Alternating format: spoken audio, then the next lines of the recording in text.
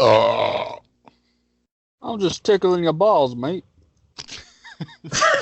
That's how we're starting the podcast. A loud burp, and then I'm just tickling your balls, mate. Ladies and gentlemen. Isn't that what Australians say when they're just joking? I'm just tickling your balls, mate. I've heard tickling your fancy. I've never. I'm just massaging your balls, mate. Oh, God. Mickey Mouse is going to cancel us for sure. You're listening to the Good Stuff Podcast with C.K. Helms, Zach Bandit, Ryan Mullins, and Jeremiah Elliott.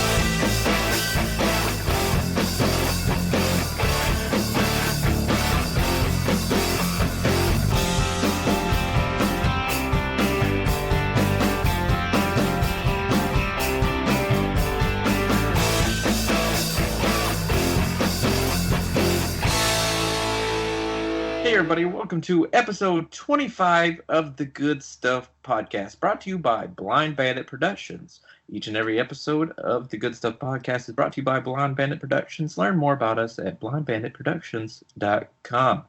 I am one of your hosts. I am C.K. Helms. I'm Jack Ryder. What? Jack Ryder. That's his and I'm Jeremiah. Okay. What?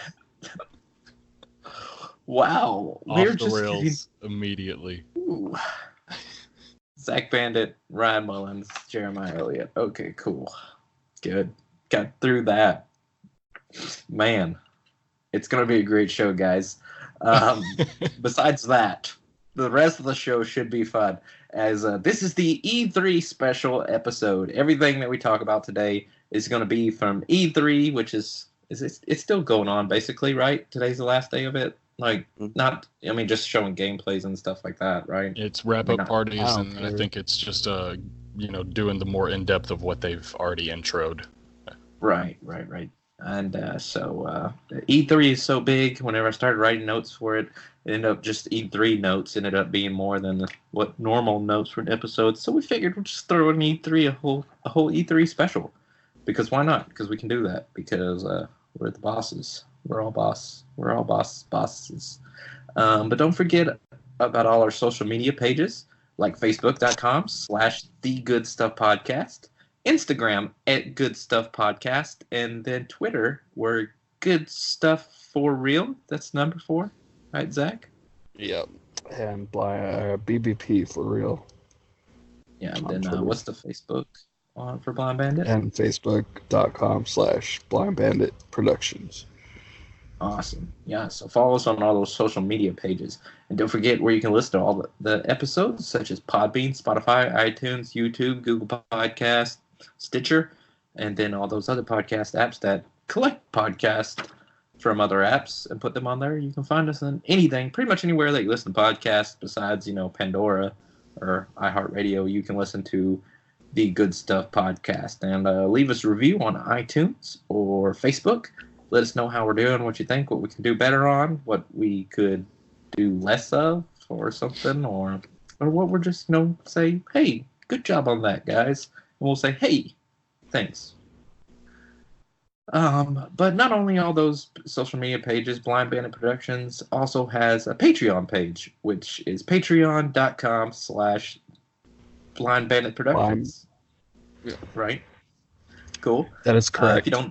If you don't know what Patreon is, it's basically it's a way to help support Blind Bandit Productions each month by donating a certain amount of money. We have different tiers, like $1, $5, $10, $20, $35, whatever tier you want to do each month, and then you get certain content based on what tier you help support.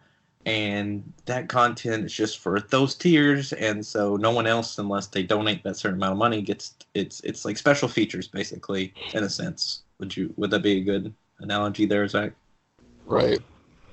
And Zach, what else we got cooking on the Patreon?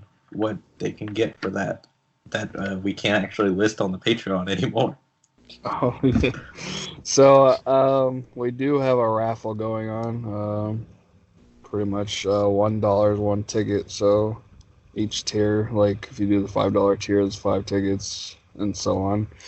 So for the For the winner, it's just the Captain Marvel Blu-ray plus the digital code, and then you can also see the sketches for the upcoming comic we have going on. The Vengeance Vengeance Emergence. Emergence. Yeah. Yep. All 19 sketches are all in the bag there, and we got all those ready to go. And we'll send you a nice PDF little thing of every character sketch that we have for the upcoming first arc is 6 issues long, so you can see every character that gets introduced in those 6 issues. So, which some of them you really did some great quality sketches, I thought personally. And we have pretty much all the characters done, so all we have now is just to work on the actual comic. So hopefully we can start doing that soon, and then we'll actually be like a comic book company or something. Yeah, we do a podcast and comic books, and then we got shorts coming up. Like Ryan, you just finished a short, right? Yep. And that's called Getting Ready, which we talked a little bit about last episode, and the editor is ticking away on the editing of that, so hopefully we'll be able to see some of that soon. So I know because I'm the editor, so that's how I know that what the editor was doing. Shameless self-plug. Yes. I'm all about those shameless self-plugs, which is okay, but at the same time, I'm plugging us all, though. In a sense. That sounds gross. Yeah, for some reason we decided to make Ryan in charge of our sketches, so any sketch comedy will come from Ryan and Sarah, I guess. Yay, Because promotions! I'm the funniest in the group.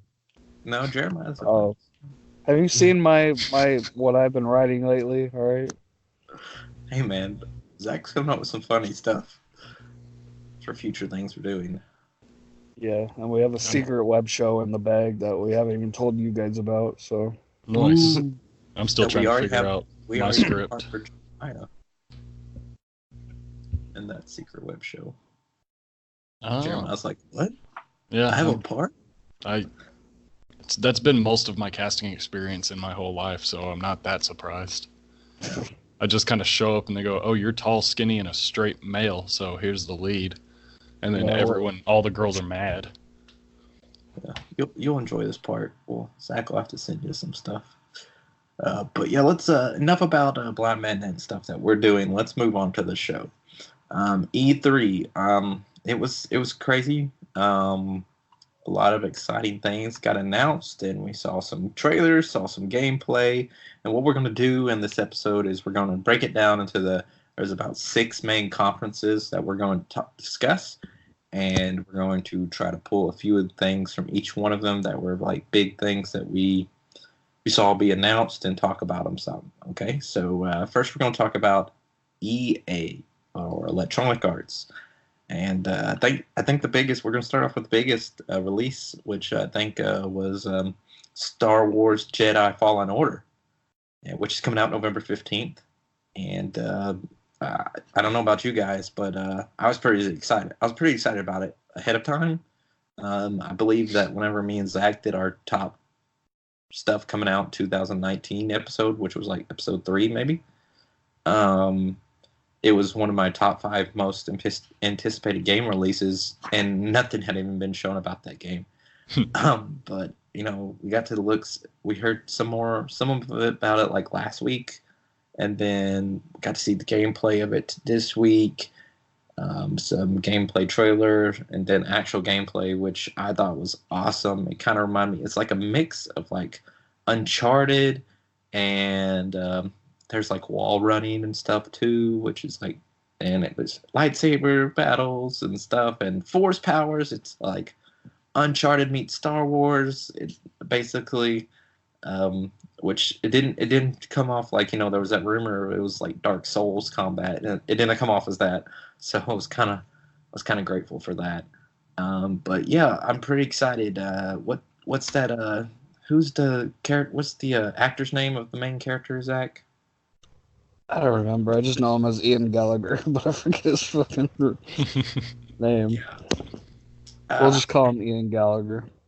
Cameron Monaghan is his name, and he does the voice of the main character who was a Jedi apprentice, I guess, and The training to be. model's kind of based off him too. Kind of looks like him. So Yeah, it kind of looks like Ian from Shameless a little bit.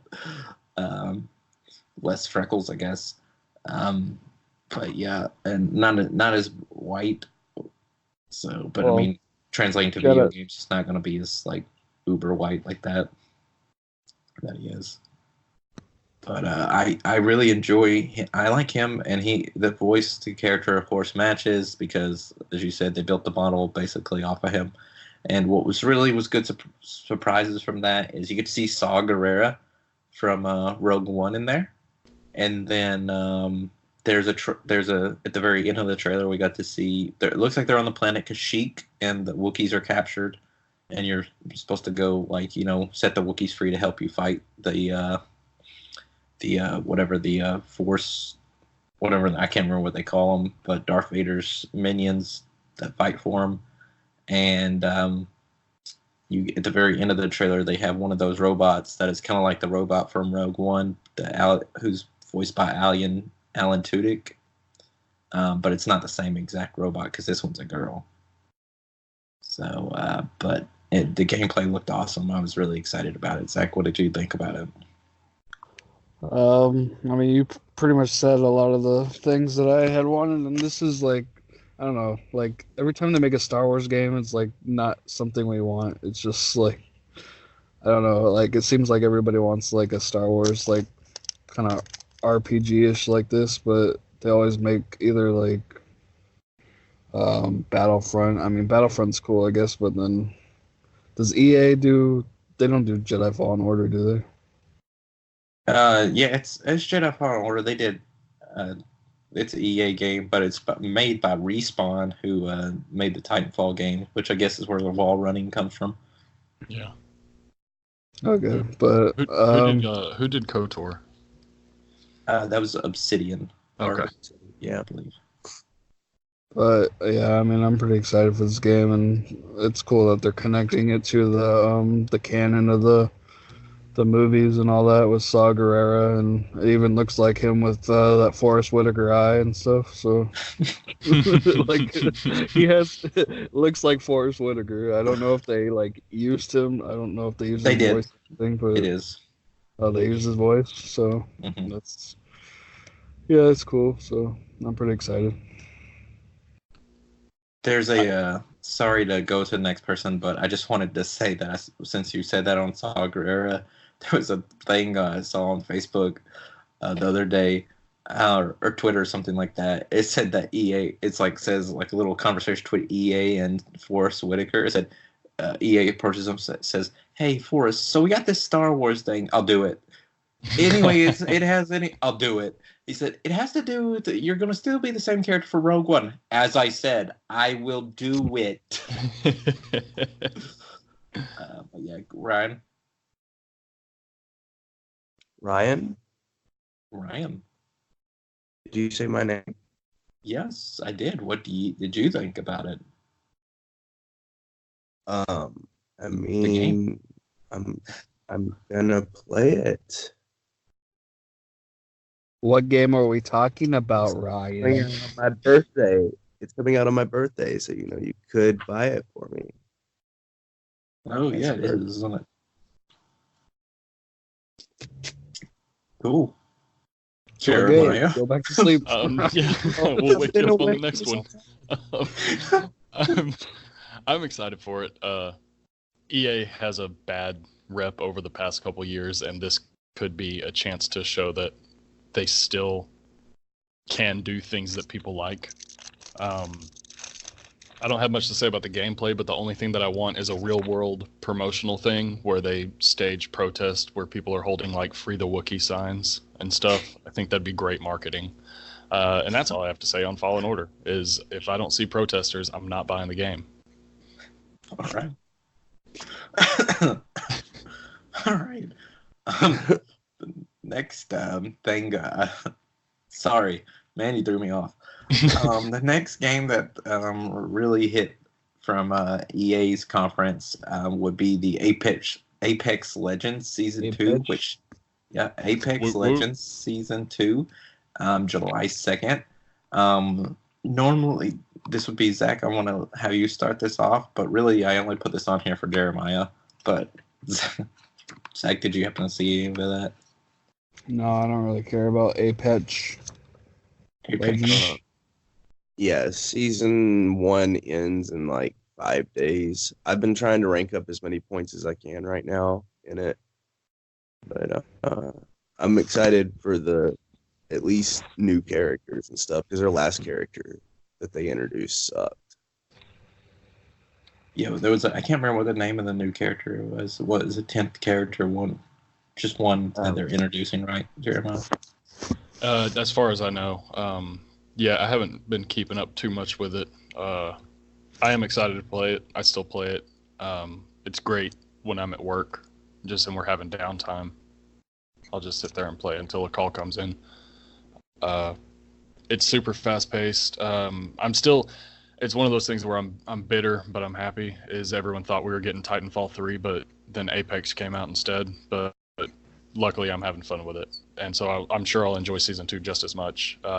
I've got my mains. I don't really care about a new character. I'll try them out, but I'll probably just stick with who I use. Cool. I don't really have anything to add to it because we played Apex for a little bit and I quickly got out of it. So it'd be cool to see Titanfall 3 maybe next E3 though. So. Yes. The next game that I have listed here, which there's not a whole lot of stuff out of the EA one, and I don't really care about much of the stuff. But FIFA 20, which is coming out September 27th, was announced. Ryan, did you happen to catch this one? I don't care about soccer games at all. I don't really either, but it's a huge franchise. I think it is a huge franchise. I just feel like these games aren't even worth announcing. You know that they're coming. Right. You know you're gonna get this year's sports games. So the fact that they do a presentation for them is a little. Yeah, we're getting FIFA 20. Great. Everyone knows what that means. That's kind of how I feel about it. All right. So the only reason why I even put this down, though, guys, is because they're bringing a mode Battle Royale into mode. it. No. Why not? The only reason I mentioned it, and I don't have Madden written down because there's really nothing new to the Madden 20 that I haven't seen in other Maddens, and I don't really care about sports games. But I thought it was really weird that they didn't mention that they're doing NBA Live this year, which NBA Live sucks compared to 2K, so maybe they're just skipping out this year, or they just didn't mention it. I don't know. But the reason why I mentioned FIFA is because they're doing something football or whatever, something. I can't remember the exact name of it, but it's basically like FIFA Street. So it's like a street soccer game mode, and you can play women and men in it. So that's why I mentioned it. So I thought it was a pretty cool concept. Not that I'm going to make me go out and buy the game because I'm not a soccer guy. But I thought for those fans that maybe listen and are soccer fans, that maybe you'll enjoy that mode. Yeah, well, the problem with that mode is going to be like when you are playing the street mode, every 30 seconds you're going to have to stop and say car and then clear the road and then the car goes by and then you start playing. So everyone loses their place. It's going to be a whole thing. But, it might be fun to some people. So that'd be so realistic like that. It'd be so realistic. Yeah. Why didn't they not have an NFL Street mode in the Madden game, though? That would have been cool because I loved NFL Street. And I'm wondering if that has to do with licensing. Like those are their games, and maybe there's some kind of two people that butt heads and won't let them come together. Yeah, who knows? Zach, did you even care about that? No, I'd rather just have like Blitz. Oh man, that was the football game where you I forgot about Blitz. That was fun. That was a good one. Yes, that was good stuff. Bring back Blitz. Well, guys, EA conference. I don't think there was anything else mentioned worthwhile. Did anyone else see anything worthwhile mentioned? Besides, like I said, I think the only thing else I was mentioned was the Madden game, and then some Sims 4 thing expansion. They got like a island living thing with mermaids and shit. But Yeah. I don't give a shit about EA, so they suck. Next. I mean, besides, I would have to say, people who play this are completely depressed with their own lives. if it wasn't for Jedi Fallen Order, the EA's conference would have been just shit. Yeah. I thought like they were taking away the game rights to EA, or the contract was ending and they were moving with other companies. With the Star Wars thing? Yeah, it's going back to LucasArts. But this project may have started before that happened. That's probably what's the thing is. I This believe is their they are bringing back. grandfathered in game. Yeah. So ride the coattails while you can, EA. Yeah, live it up. You're Microtransactions done. the shit out of it. All you have left is The Sims. That's all you got. You got to bring Titanfall 3. If in that note, you have to bring Titanfall 3 next year, because if not, what you got? Yeah. You got nothing, EA. Nothing. You're done. You're done. All right, let's move on. Microsoft conference is what we're going to go to first. And first up about that is Project Scarlet. And we're going to let Jeremiah start this off with this one. It's Project Scarlet coming in holiday 2020. What do you think, man? I haven't kept too much up with it because I'm kind of treating it like my own surprise. I would like to know what it is, but at the same time, it would just be cool to wake up one day and see what it is drop. I'm sure it's their new system. It is the new system they announced. Okay. So I know nothing about it. I'm probably going to get it. I haven't had an Xbox in a long time. I'll probably jump back in because of all the exclusives that are going to come out, and go ahead and get this new one, because I figured if I'm going to jump back into Microsoft, I might as well just wait for this new system and then use that as my, test the waters again with them. Yeah. So I think it'll be fun. Holiday 2020, they know what they're doing. Drop a new system at Christmas. They're smart. That's business. Yeah. I guess the best thing to do would be like the week before, somewhere in November, 1st November, 2nd week of November. That way you can get in on that Black Friday shopping deal and just like rack up on some sales there. So yeah, marketing wise, that's your best. That's your best choice. I just hope this doesn't become one of those stupid things like I think it was the PS3 or whichever system when it dropped, that they were like $10,000 on eBay and people were buying them all up. Like, just let it come out, get it if you want it, and enjoy it, because I don't want to see that on the news about, look at the price of these things today. Yeah, no, I hope not. But surely Microsoft knows what they're doing. So we didn't get to see the console at all that I know of. I don't recall that, which I didn't watch the conference live. I think Zach did. I know that I not really know a whole lot about specs and all that stuff. I know that it said that games are going to run like an 8K. So it seems crazy. Yeah, it's like up to 130 or 160 frames per second. It's nuts. That's just going to make me sick. Like, it's because you're going to see all the motion blur of turning your head. And it's, people like that stuff. So They'll fix that desync issue. What? Fall asleep mid-sentence? No. I'm saying the motion blur thing that you're talking about. That won't happen with the 8K at 160 frames. It won't be like how it is nowadays. Okay. Yeah, I'll have to really see what it's like, but just who knows what it's going to be like gameplay wise, but I can't believe the next gen is already here. Like, it's about to be here next year. That's just crazy. It's been a long time since we've had a new Xbox. But has it though? Well, there was been a couple years since the Xbox One or something. And well, the 360 One they X, I ran mean. what 10 years. Yeah. So I mean, they held strong on their systems for a while. Yeah, and the PS3 lasted a long time too, but this PS4, Xbox One generation wasn't as long as the last one. It was not. No. Because, let's see, the Xbox One came out whenever I moved in with you, right, Ryan? Because I got it like right after it came out.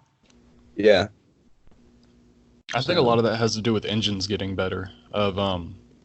Before they can run the PS3 and the Xbox 360, they could run those for 10 years because the technology wasn't there to make games beyond those systems as quickly as it is now. Yeah, so it was 2014 when I moved in with Ryan, February 2014. So it had just came out the holiday before, so 2013. So whenever the new one comes out, it'll be 2020, so it's 7 years. So it's a 3-year difference in ages. Yeah. Crazy. But yeah, like you said, every 8 years. What now? It used to be every 8 years a new console would come out. Yeah. Hit my knee.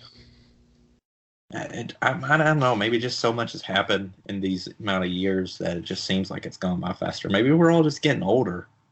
You're just getting old. You're The older oldest. you get, the faster time goes by. So You're the oldest, though.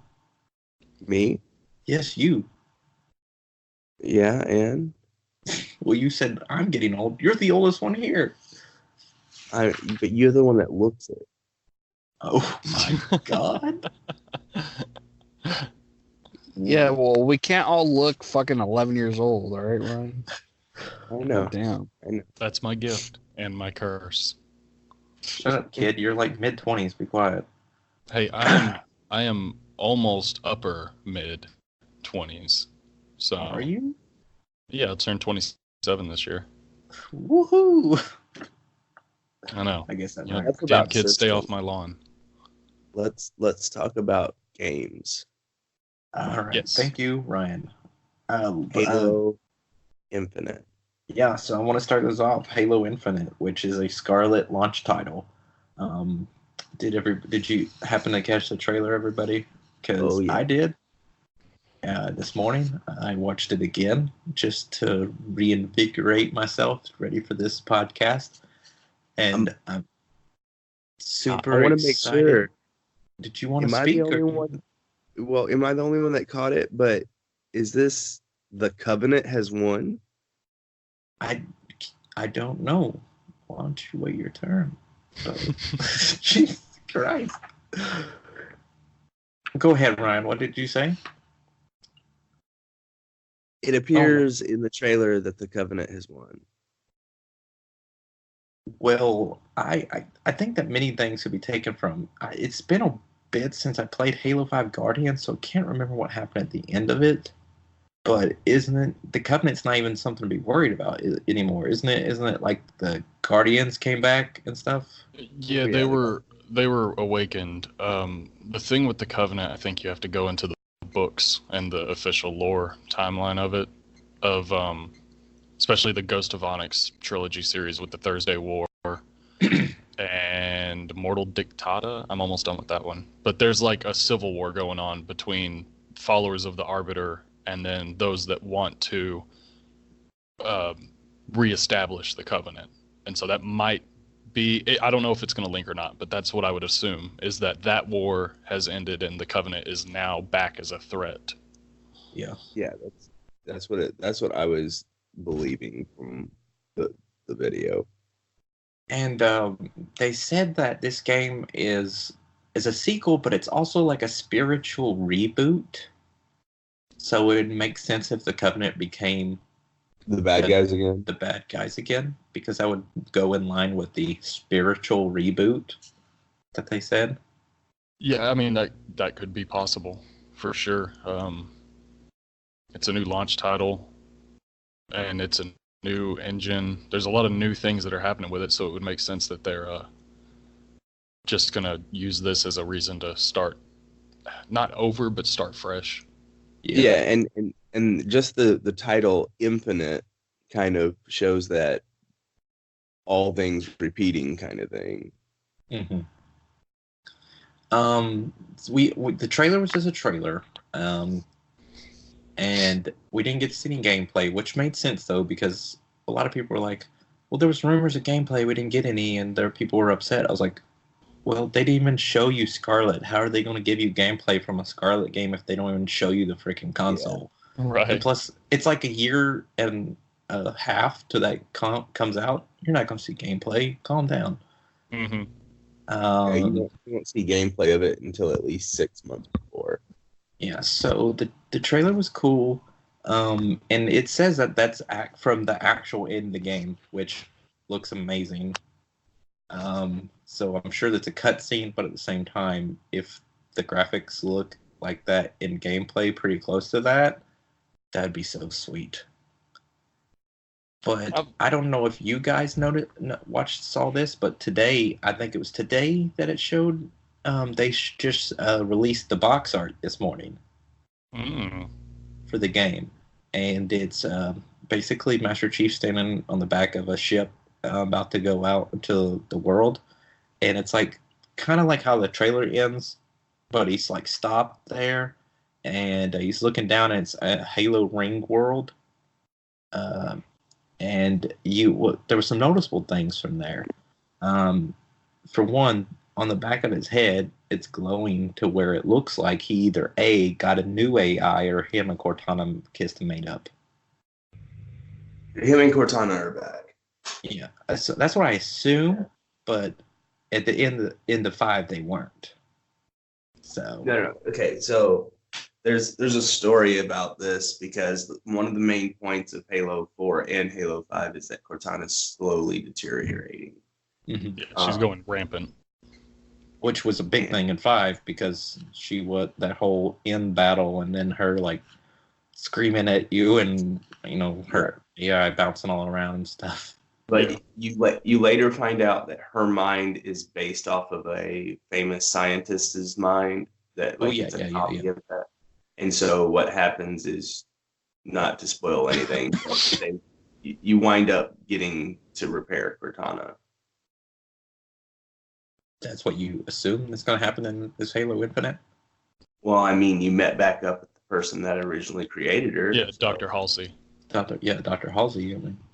Yeah, so, I mean, if she created her, she can obviously repair her. Yeah, it's a fair assumption.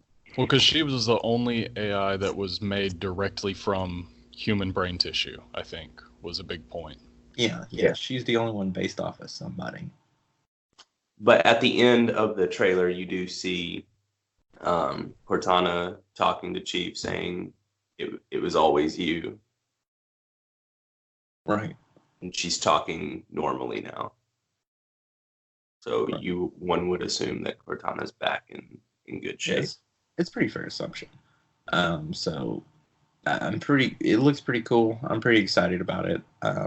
But it should be a good game, and that was probably the best idea if you're going to launch a new Xbox to include a Halo game because that's like your strongest franchise. So right. Yeah.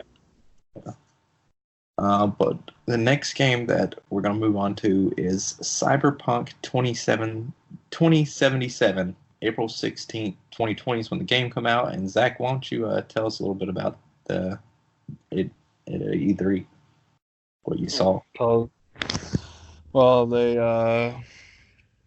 showed us a pretty cool trailer, and then by the end, they revealed Keanu Reeves is in the game, and then they brought Keanu Reeves on stage to, I guess, reveal another trailer or whatever. But it's pretty cool. And he announced the game. He announced the release date, right?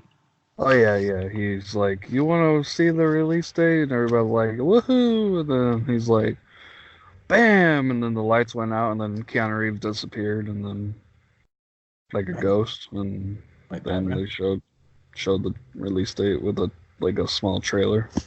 He pulled out his cell phone and got sucked back out of the Matrix. Yeah, exactly. Yeah.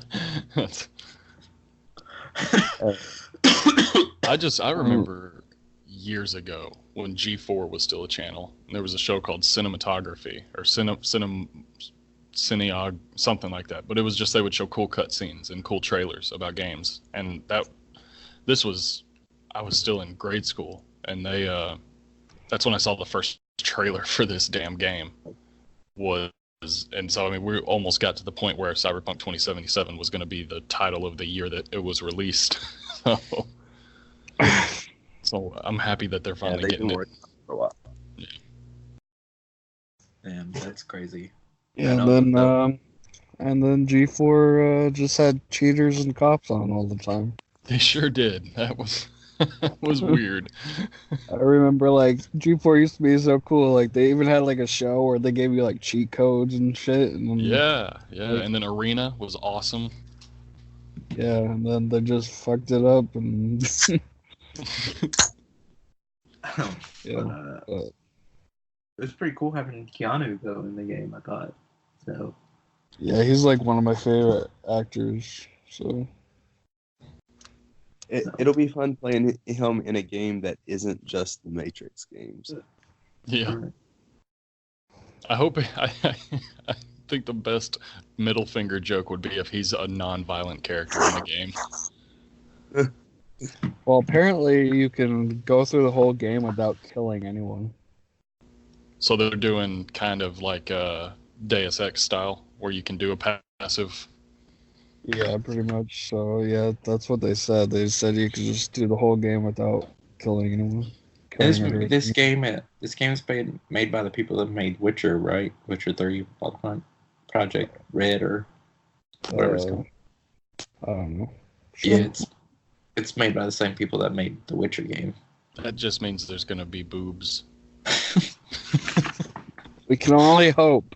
It's the only action I get. As long as they're Keanu boobs, I'm okay with it. Oh, well, let's move on Keanu to the Reeves, guys. next one. We're gonna cut you off there, Zach. The next game was Gears 5, which is coming out September the 10th. Ryan, did you happen to catch some of this? Yeah. And my first thought is wow, they're gonna have a Gears 5 game before they have a Gears movie. You've been holding on to this for like the whole week leading up to this show, haven't you? 5 weeks. 5 weeks I've been waiting to tell you.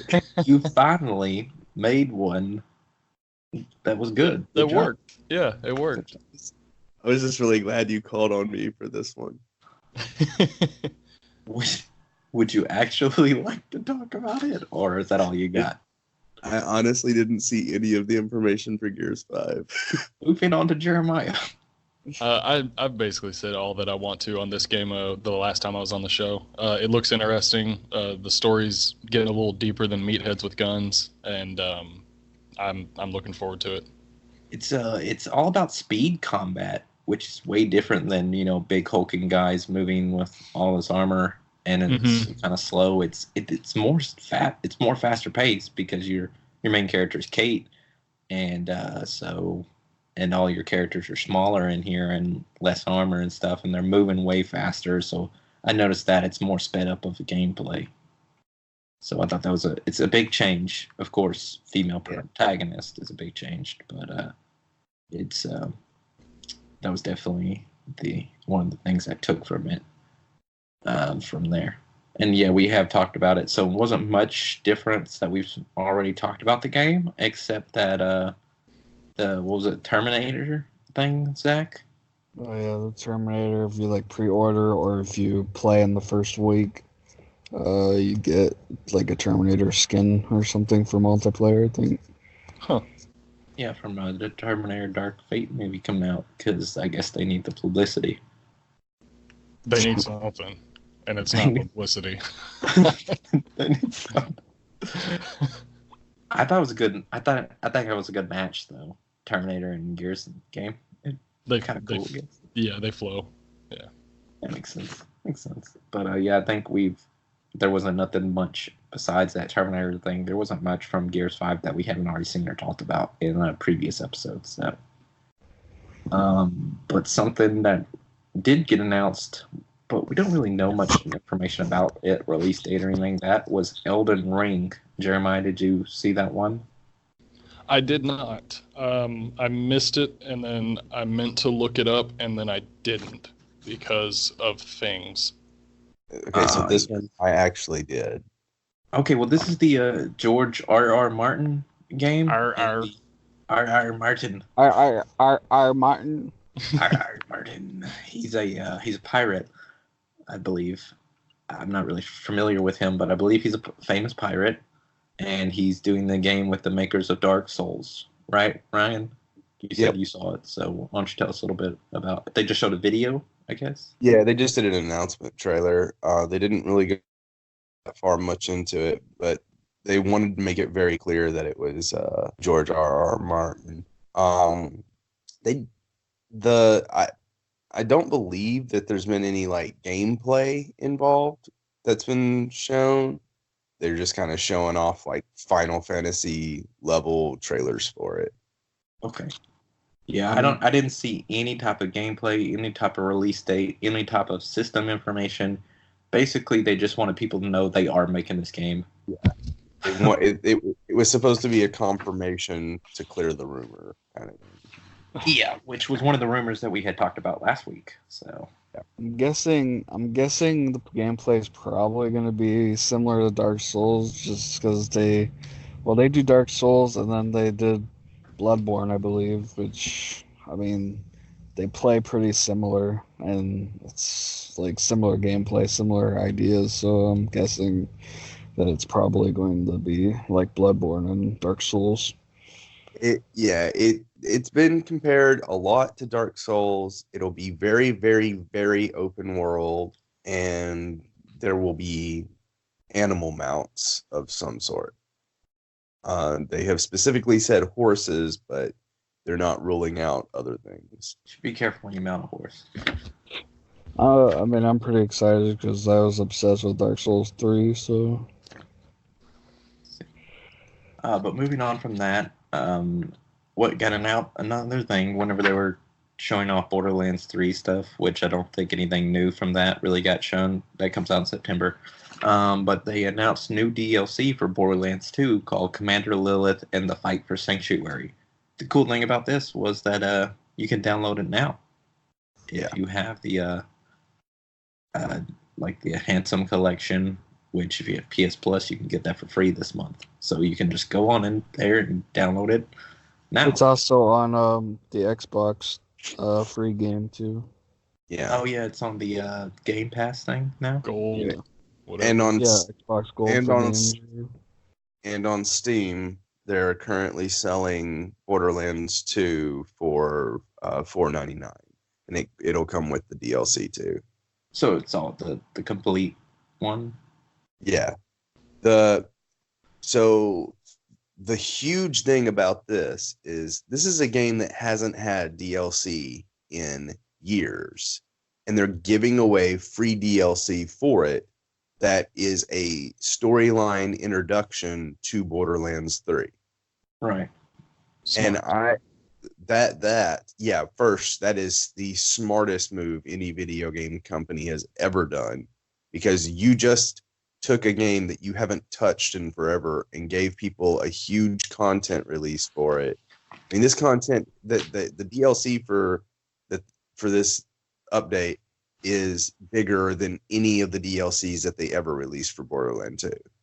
And not only that, but now you get to give a free preview of your next game, or at least an introduction to get people excited about it. I was like, that immediately, like, if they're going to give me a huge free DLC almost 6 years after the game came out, I'm going to buy your next game, you know? Yeah, it's a smart idea. Smart idea. But moving on from that, the next one of the last things from the Microsoft conference that I have is the Dragon Ball Z Kakarot game, which used to be called Dragon Ball Z or Dragon Ball Project Z, and it's now Dragon Ball Z Kakarot. I believe they just showed a trailer. I'm not sure if they showed any gameplay. Zach, what did you think about it? I mean, they mostly showed shit from the Frieza saga, and that's about all they showed. I mean, it looked like they threw in some gameplay, but it pretty much just looked like I'm not really excited for it until I see more because it just looked like we got all this in Xenoverse and Xenoverse 2. Like, how many times can we tell like these stories before it just gets stale? You know? Yeah, and the gameplay that it looked like it already showed was gameplay like Xenoverse. So Yeah, it looked exactly like Xenoverse. Like, I mean, there better be something more to it if you want me to buy this game. Like, I didn't even buy Xenoverse 2 because it just seemed like it was going to be the same game. So I just skipped out on that. right. Yeah. Ryan, did you happen to see anything about it? Yeah, I mean, it. From what I'm understanding is that they're trying to take the best of some of their games. So it looks like it's going to be a cross between Azura's Wrath and the Yakuza series. But I mean, it's definitely looking like it's gonna start out like the Yakuza series, like starting out with all the little quests and stuff. But I don't know. I haven't seen enough about it that absolutely makes me want to get it. But it will be very nostalgic in the sense that they're following the older storylines. Did you play Xenoverse? That one I didn't play. Oh, well, if you'd played that, then you would already have played the storylines. But Jeremiah, did you see anything about it? Nothing that I'm really willing to talk about. I've enjoyed some Dragon Ball Z, and I haven't enjoyed others as far as their games go. I guess I missed it. Is this going to be another arena fighting game, or is this going to be some kind of story-driven? It's an action RPG. Okay. So if you know about Xenoverse, like, I mean, I guess similar to that, but I don't know, like, they didn't really say much about it. Like, I don't know if it's going to be open world or, like, if it's going to be like The Witcher where you just go around and get quests and shit, so I don't know. Yeah, I don't really. They didn't show enough to be able to speak too much about it, but I only want to say one thing about it. If you go back and watch that video, Goku pulls his tail out and uses it to fish, even though he doesn't have a tail. He reaches in his body and pulls his tail out that apparently had been cut off, and uses it to catch a fish. Go back and watch it. I will. Swear to God, it I happens. will. Okay. I was like, what the fuck? Like, I didn't notice that when I watched it, but then I saw it today. He did that once in Dragon Ball when he was a kid. Right, but didn't his tail get cut off? Yes. I think, yeah, like before Dragon Ball Z, and then Yeah, so in how does Dragon he have? Ball, I think How it does he have it? How can he just pull it out of nowhere? I don't know. It was weird. That's all I have written down about the Microsoft conference. Did anyone see anything else from the Microsoft conference that I didn't mention that you just want to throw out real quick? Oh yeah, one thing we didn't mention was that new xCloud. Oh, the xCloud thing that was kind of like the Google Stadia. Yeah. Okay. It was pretty cool. You can play Xbox games anywhere, I guess. I don't know. It's what I want them to do with PlayStation, because yes, they said that they have announced that all your digital games you can play pretty much anywhere. All the digital games you bought, and yeah. Oh yeah, yeah. It'll be backwards compatible all the way back to original Xbox. Yeah, I know that the Project Scarlet's supposed to be backwards compatible all the way to the original Xbox, but this xCloud service is going to have original Xbox games too? Yeah. Oh, cool. So I wonder if they're going to restart servers like Halo 2, things like that. Wonder if they'll bring and get on the Halo 2 server. Do what? I said if they do and get on a Halo 2 server. I know. I remember back in the day when my friend used to cheat on Halo, like the first Halo, I think. Yeah. Anyway. Was it PC? No, he had like a mod for his Xbox and he could cheat online. Like, I remember he had a gun and it shot out bad guys.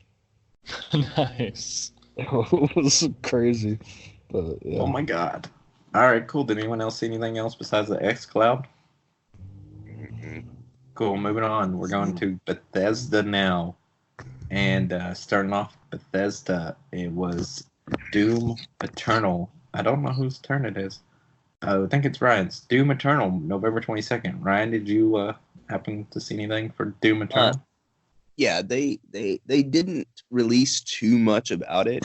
It was just one of those, it is coming, and here's a 3D render of one of our monsters of how good it's going to look kind of thing. I saw one playthrough where the whole thing was just, look at all this gore. And that's all I really remember of it. Well, it's a sequel to the reimagined Doom, right? That they just put out a couple years ago? Basically. Yeah. I saw that. The only thing I saw about it was multiplayer-wise, that there wasn't going to have traditional multiplayer. It was going to have, like, 1 on versus 2. Like, one's a souped-up Doom guy. Yeah, 2 demons. And 2 demons versus 2 demons. Multiplayer wasn't traditional multiplayer. It's kind of, what was that game? Enrage? Evolve? Evolve, yeah. Evolve, yeah. It reminded me of that. But like a backwards version of it? Like a backwards version of Evolve. It's like one of those games like Evolve or Friday the 13th or Dead by Daylight. But only just like 3 players? Well, not that it's only 3 players, but that it's a team of normals taking on one super baddie. Okay. Yeah. Gotcha. Interesting. Which in my opinion is it's fun gameplay, but you can't really you can't bring your game into a competitive circuit like that, you know? Yeah, no, give me the game mode. Don't take away what's normal. Yeah. I definitely want to play interesting little game modes, but I want to have an even matchup arena for competitive gameplay. Mm-hmm. Jeremiah, you got anything to add to this game? Yeah, it looks fun. Love the recent one that came out. I'm gonna play it, and can't wait to fight like hell. Cool. Zach, you got anything? I mean, I skipped the last one. I don't know if I'm gonna skip this one or not. The last Doom game I've actually played was Doom 3, so but I mean I love Doom 3, so but we'll see, I guess. I think I got Doom on my Xbox One, like games with gold or something like that. But then I got rid of my Xbox within a couple of weeks later, so I never played it more than just I played it one time. And then you came to the dark side. Yes, but it was cool though for what I got, as much as I got into it. Which technically you have it. I could actually download it. It's on PlayStation 4. You have it in your games library. This was another game that got a movie before Gears of War. But do we want to talk about that? Would you tell anybody that? Would you tell anybody that a Doom movie had been made? It's not a movie that I would ever brag to anybody that I watched. I would even mention, I feel like the people that made the Doom movie don't want you to ever mention that it was made. They're like, a Doom movie? No, there hasn't been a Doom movie made. And The Rock's you never see The Rock going. The Rock goes, what are you talking about? I was never in a Doom movie. The only thing I remember from that movie was because of the lighting, is how white The Rock's teeth were through the whole thing. I just remember how lame it was when near the end of the movie, and then they went into first person. Yeah. That was so stupid. Moving I on, can though. see The Rock, though, going, I'm a Hollywood A-list actor. I was the star of the Doom movie. if that's how he gets introduced on talk shows. You might know him from his movie Doom. Ladies and gentlemen, Dwayne Johnson. if we can ever get him on this podcast, that's what we're gonna say. Yeah. Yep. And then we'll be like, Rock, are you there? Hello? And he's hung up. Yeah. If we ever got him on this podcast, we're definitely not going to bring up Doom. I'll try it. I ain't scared. Once we are. So what were you thinking when you accepted Doom? So anyway, Fallout 76, which has had Fallout 76 has had a rough going. as far as press wise and fan wise since their launch. But I believe they redeemed themselves at this conference. Just my 2 cents about it. Whenever they announced the Wastelanders DLC that's coming out this fall, and then the Nuclear Winter Battle Royale game. We're on Jeremiah. Jeremiah, what did you think about this? It's gonna make me try the game. We got a free week and something new with it coming out. I haven't played it yet, but I'm still debating on if I want it on my console or my PC. So that's just why I'm stuck in the mud before getting it. But from everything that it looks like, and now that some of the bad press is blown over, I'm gonna give it a shot. Okay. Yeah, hey, get it on PC, and I'll get it on PC, and we'll group up. Or you could get on PS4 and group up with me and Zach. You guys play this? God, I hate y'all. Why don't you get it on PS4? We can all four play. I hate we can all four play, and we can all four do the nuclear winter and just kill people. You can get it for free right now. It's a trial week until the 17th, which is next Monday, and you can play the Nuclear Winter Battle Royale game, it's in like a pre-beta, which Bethesda, that's called an alpha, just to let someone from Bethesda know. They don't know what a pre-beta is called. It's an alpha right now for this free week, and the Battle Royale, like I said, it's called Nuclear Winter. Me and Zach have played it. It's pretty freaking cool. It's crazy. It's 52 players. I've really enjoyed it myself. It's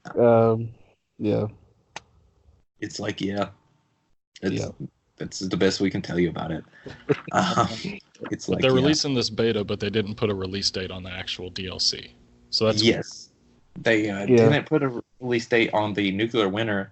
The Wastelanders DLC, which I really think is a lot of complaints from Fallout 76, is that it's just the players that are playing online. Other people that are playing. There's nobody in the game as far as NPCs go. Well, this Wastelanders DLC is going to fix all that this fall because other vaults are opening up, and there's going to be other NPCs with full dialogue trees. And those normal Fallout games that we're used to, you're going to be able to do those because they're going to give you quests, and they're going to be able to talk to you and do things, and you can team up with raiders if you want, and stuff like that. You can choose a side this time now. Yeah, you can actually choose stuff and make choices and stuff. So I think they're really course correcting and making Fallout 76 this fall and then holiday or whatever that Nuclear Winter does come out. They're really going to make 76 be the game that it should have been when it first came out. Here's hoping. I like how they accepted the blame though on the stage. I don't know. They pretty much we got a lot of criticism in the beginning, and it was they started out. They were like, guys, we know. We know we did you wrong, so the Wastelanders DLC is free. Yeah. So I think all our DLC is free. We sold you a game engine, and here's a free game. And here's the game that goes in the engine. Yeah. I don't like Nuclear Winter. Like, it doesn't seem like I've played it. It's not like there's a lot of bugs in it that I've seen, so I don't know why they're gonna wait to release the beta. That's what someone was telling me. Here, like one of the guys that comes down to the pool, we talk about stuff, and he was like telling me that 76 had apparently fixed almost all of the bugs that anybody was complaining about, and they did a huge patch to fix a whole slew of bugs with the game. And he said that he, since that patch, has not experienced a single glitch or bug. Yeah. That's just personally. Yeah, what Zach was really referring to, though, we thought it was both weird that this Battle Royale mode that you can play for free, that you can play right now just until the 17th, and then it's going to go away until they actually release it. Yeah. It seems like it's complete. Like, there's nothing wrong with it. But we haven't run into any bugs in this Battle Royale mode or anything wrong. It's perfect. Okay. So let me explain to you how Battle Royale patches happen. because I know y'all aren't as familiar with it. I put a shit ton of hours into PlayerUnknown, Apex, and other ones. So what they do is they will release it to a test server, allow you to play it for like 2 weeks anytime they do a big update or a big patch, and then they pretty much immediately release it. So the reason why they're not giving a release date is as soon as they're done stress testing the game, it'll probably just come out. Oh, so you think it will release after Monday, like maybe like the next week or something like that? Probably within 3 or 4 days of shutting down the test server. Okay, that makes sense. Okay, cool. Yeah, that's like PUBG right now. They just revamped their original map, Erangel, and like added a whole bunch of stuff to it, changed the foliage, made the grass taller, added bushes to places where they weren't before, and completely redesigned all the buildings. Wow, So big it's changes. on the public test servers, and they're going to take it off the public test servers in like 3 days, and then 4 days after that, it's supposed to release to the main game. Well, I want to just thank you, Ryan, for knowing the information that no one else cares to know. I have to know this stuff. That's good. Yes. We're going to move on to the next game, and that is Deathloop from the Arcane Studios, who makes Dishonored games, which I didn't see too much about this. I don't know whose turn it is, so just go with me, I guess. I didn't see too much about the game, to be honest with you. Besides, did they show video for it? I couldn't find anything about it. I couldn't either. Like, I tried looking for it whenever I was writing all the notes because I was trying to, like, see the stuff. Because I didn't watch all the conferences when they were happening. Because I watched the conference and I don't even remember. So, I mean... I don't know if it just got announced or what. So, basically, it's like two assassins that are in this constant, infinite loop of trying to kill each other. So it's spy versus spy. Yeah, it's basically like a spy versus spy game. I actually compared it more to the movie Looper. Okay. The sense of like they can kind of retry, rego, and somebody's trying to close up some kind of broken time gap. So even kind of like Edge of Tomorrow, where they keep dying to learn what to do next time. Yeah.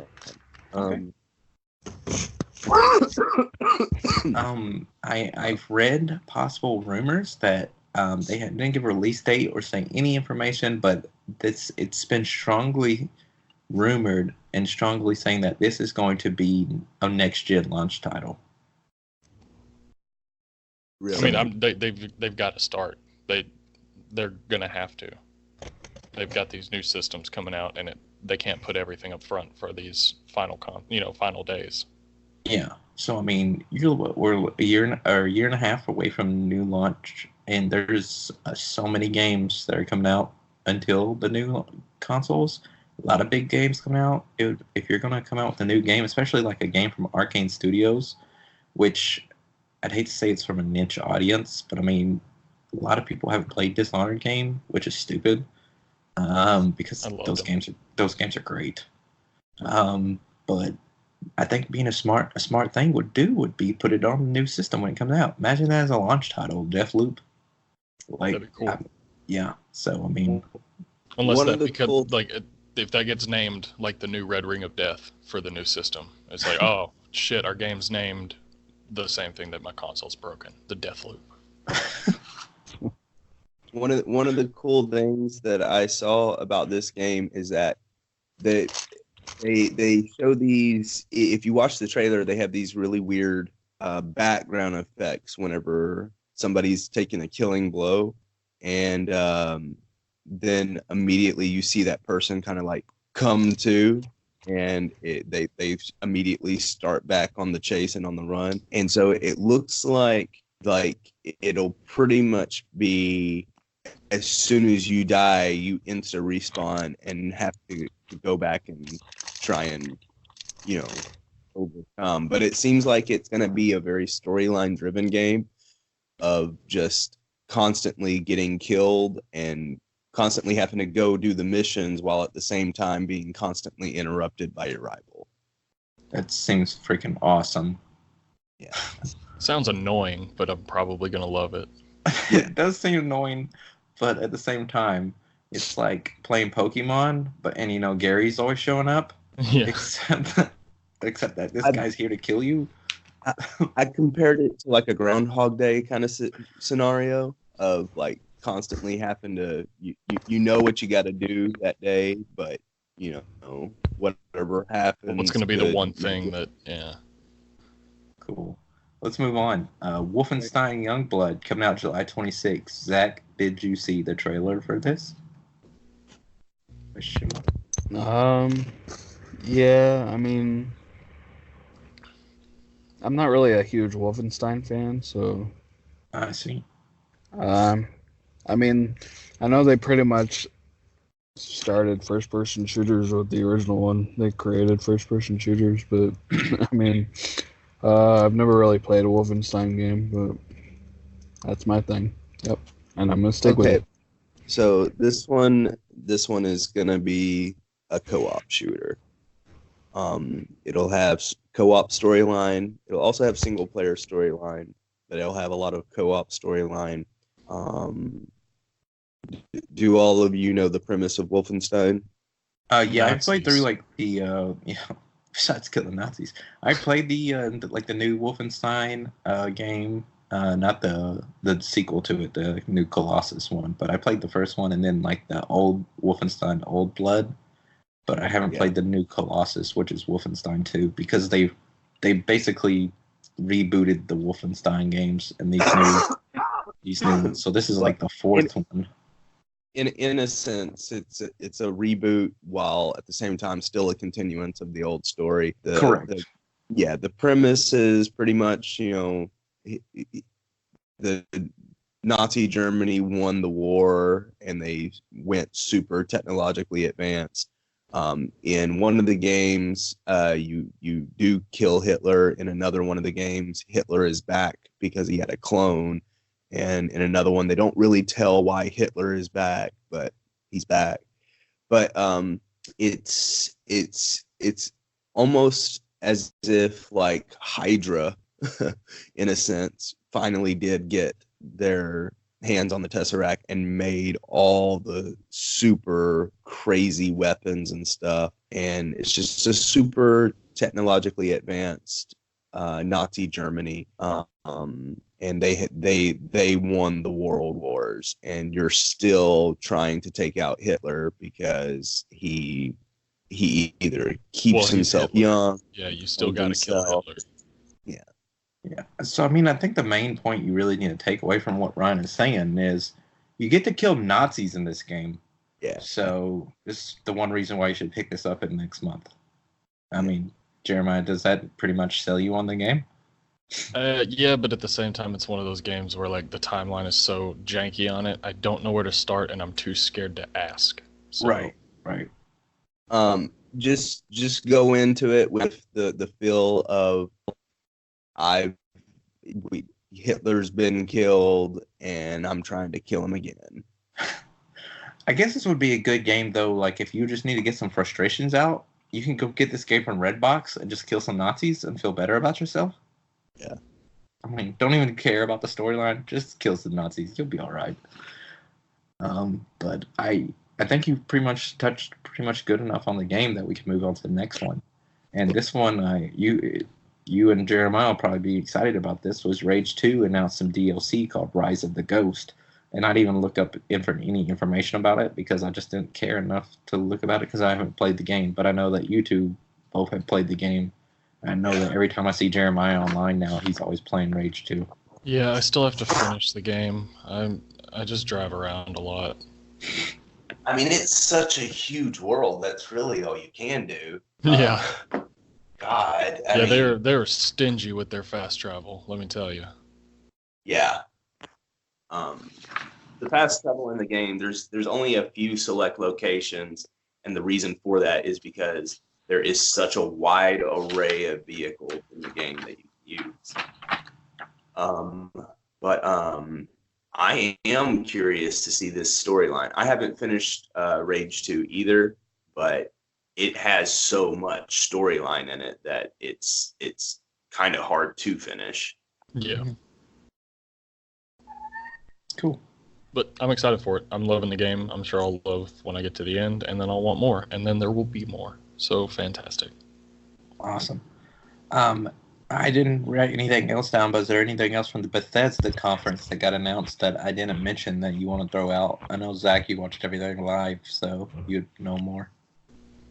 I don't know. I just know they didn't say anything about Elder Scrolls 6. Yeah, they didn't mention Elder Scrolls 6 because that's going to be next gen, and so is Starfield, which is another big release of theirs coming out. Well, And they they also have QuakeCon too, so They said they mentioned ahead of time that they weren't going to mention those two games at E3, so they did mention Elder Scrolls 6. They just said they casually said they threw it weren't out going to there. be showing anything. Yeah. And it's pretty much, then- these games are coming, but we're not ready to talk about them. Right. And then they had some stuff from Elder Scrolls Online, but I don't know. Yeah. Nothing really worth mentioning. Which I actually do play every once in a while. But they just showed an expansion that's already just came out that isn't announced, but was just a trailer. But the expansion was already out anyway. Oh, okay. Well, we can move on to the next conference then, and that was the next day was Ubisoft, and starting off on this Ubisoft conference, we're going to talk about a game that was rumor of ours that we talked about last week, or not week before last, and once again it came true, and that was Watch Dogs Legion, which is coming out March 6th, 2020. Oh yeah. Jeremiah, we'll let you start this off if you want. I'm excited for it. I liked both of the first two Watch Dogs games. I know they got some graph and, talk some crap about them with graphical issues and maybe some storyline stuff, but I really enjoyed the first two. They feel like modern day Assassin's Creed games because that's basically what they are. I love the premise of it being in London because of just how London is. I know we talked about that a couple weeks ago with all the CCTV and everything. It's going to be a great place to pretend that you're a hacker by pushing a button. Yeah. Zach, I'm not going to really add much to it because I didn't look up anything of it besides the fact that you can play as anybody, but I'll let Zach more go on that. But there was a character they showed that was named Helen. That's an 80-year-old assassin, and I really want to play as her. I don't know why. The gameplay video of that was amazing. Watching that old lady do some beatdowns on some thugs. I just want to play as Helen. That's the only thing I care about the game. But It was Zach, kind of like that moment in Captain Marvel when she goes and fights that old lady. right. But Zach, what did you think about it? Hello? I think his silence are his thoughts. Can you hear me? Sorry. Yes, There you Yeah. are. I had my mic on mute. Oh. Yeah, I'm pretty excited about it. Like, I beat the first Watch Dogs. I loved it. I skipped on 2, but that was probably just because, like, really, I didn't have money at the time, so I just, like, put it off. I would have beat the first stuff about Watch Dogs. Yeah, we know the story. I'm talking now. Shut up. All right. Is my let him go. But yeah, I'm pretty excited. It seems like something that hasn't really been done before. Like, you can just recruit anyone and just play as them. Like, they have their different stories and skills and stuff like that. So it seemed pretty interesting to me. And like Jeremiah said, it's like a present day Assassin's Creed. Like, I'm pretty sure that's the only reason the game was created at first was because they didn't want to do like Assassin's Creed present day, so they just did Watch Dogs. Yeah. Right. I don't know about y'all, but I am actually really, really, really I'm getting ahead of myself. Hold on. I'll shut up. I'll talk about it when we get to it. Okay. Okay. So it's something that's coming up ahead of time? It's have- not the next thing on our list, but it's the thing after. Okay. Well, let's just work our way to it. All right, cool. We'll just move on. Okay. Then. So, what are we at now? October 4th, Ghost Recon Breakpoint. Beta starts September 5th, and there is Terminator involvement. Second time the Terminators. Second game, yeah, they are. Oh man, beating They are that. desperate. Yeah, cash cow right there. Just beat that dead horse.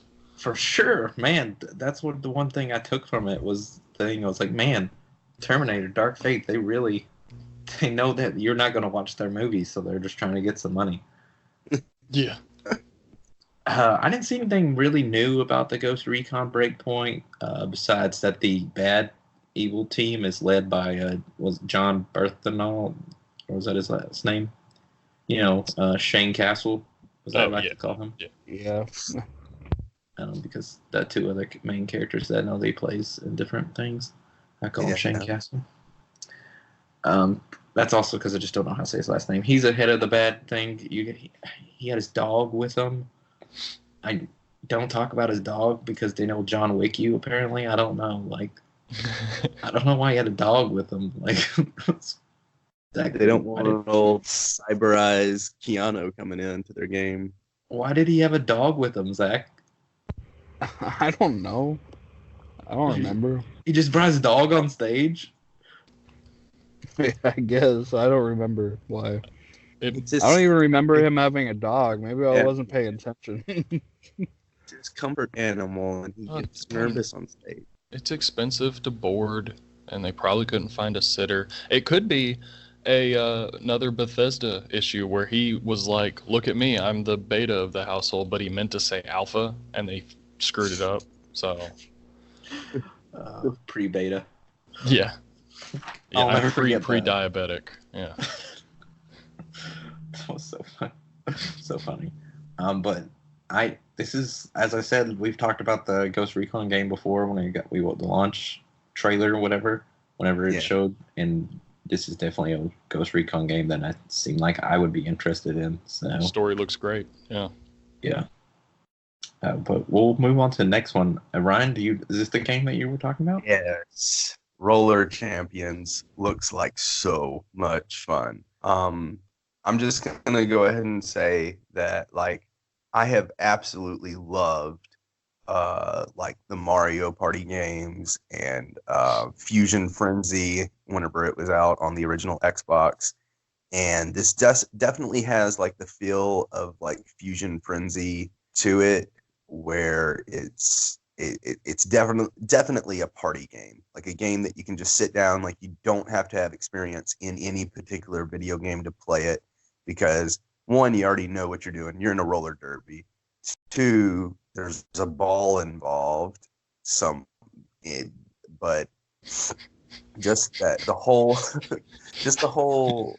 thing that they're doing, where it's pretty much a very simple concept, but put in a very cool combative party game mode. I'm definitely gonna put some hours on it. So this is their answer to Rocket League, right? It looks like Rocket League on roller skates. That's kind of how I saw it. It reminds me of Rocket League, or I don't know if you guys heard of Disc Jam. Yeah. Yeah, it's like those games. I didn't see a release date when I looked up the information about it, so I don't know when it's coming out or anything. I don't think they know when it's coming out yet. I think they said there was a beta of it on PC next week, though. So you have to look it up, Ryan. Well, it's like Ryan said. They've got roller skates. They've got a ball. Why? What else do you need? Oh, a release date? No. Just enjoy the skates and the ball. Yeah. Enjoy the skates. The free alpha is playable right now. The pre-alpha? Free alpha. You said the pre. I thought you said the pre-alpha. I was like, the pre-alpha? What the fuck's a pre-alpha, Bethesda? I am the pre-alpha and pre-omega, the maybe beginning and kind of end. It looks like it's going to be a lot of fun. The the game is roughly based off of a mini game from Overwatch called Lucio Ball, where it's soccer meets people on skates that can jump really high distances and stuff like that. But it just, I don't know why. It just looks like it'll be a lot of fun. It doesn't look like it's going to be a game that's going to be very in depth as far goes like quest line and stuff like that. But it's definitely going to have a lot of fun playability. If you can get people playing Rocket League constantly, you're definitely going to have people full on these servers. Oh, absolutely. Yeah. Cool. And I have a really good feeling that it'll be that eventually it'll be free to play and they're just going to try and make money off of cosmetics. Oh, I just thought that's what it was anyway. But anyways, moving on. Don't want to spend too much time on Roller Champions.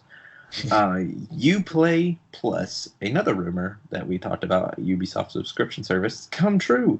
And it's coming to PC on September 3rd and then Stadia in November when that launches. Zach, what did you think about it?